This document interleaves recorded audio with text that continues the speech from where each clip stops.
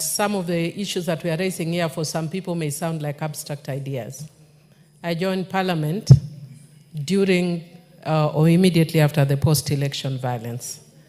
Madam Speaker, I was part of a humanitarian committee for my party, Odhiambo, that documented cases of post-election violence.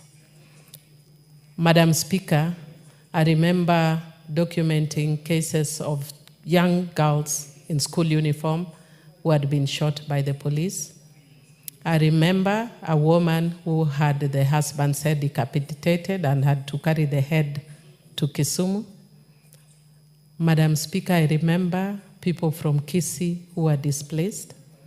Madam Speaker, I remember people who are from central Kenya but in the diaspora who were displaced. We went to a specific camp where people were all displaced, but they were in different camps.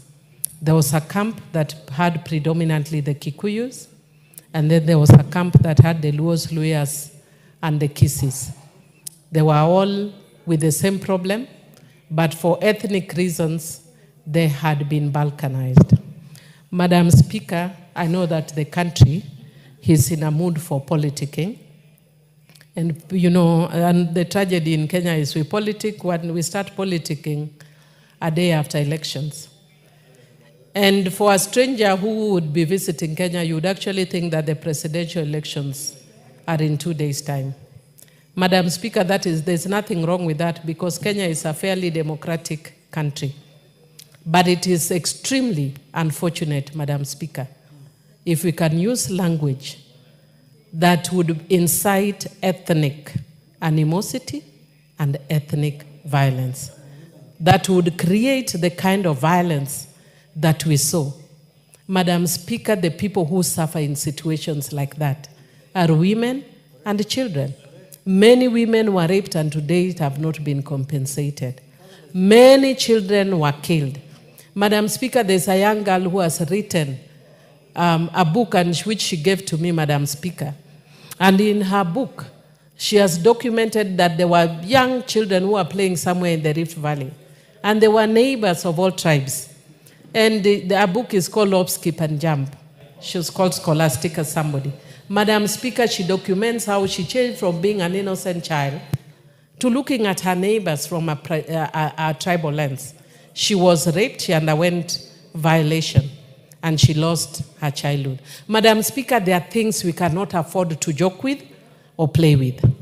Madam Speaker, I would want to encourage the Deputy President, former Deputy President, that I know is feeling very bitter at the way things stand around. Madam Speaker, he feels that he actually fought and brought this government into power.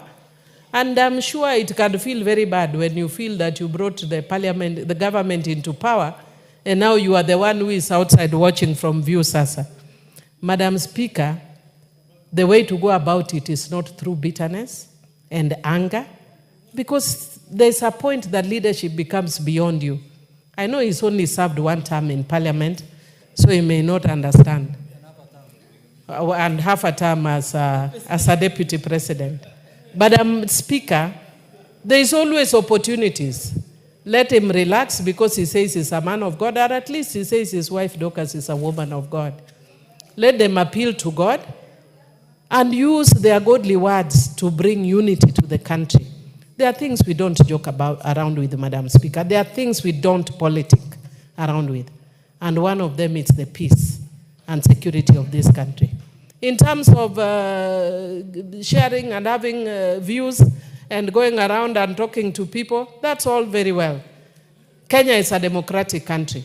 But let's not ever dream about what happened in 2008. I know it was not in this Parliament, but some of us who are here went through post-traumatic stress disorder.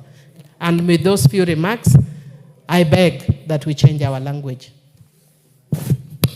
Honorable Millie, member for Tinderet. Thank you.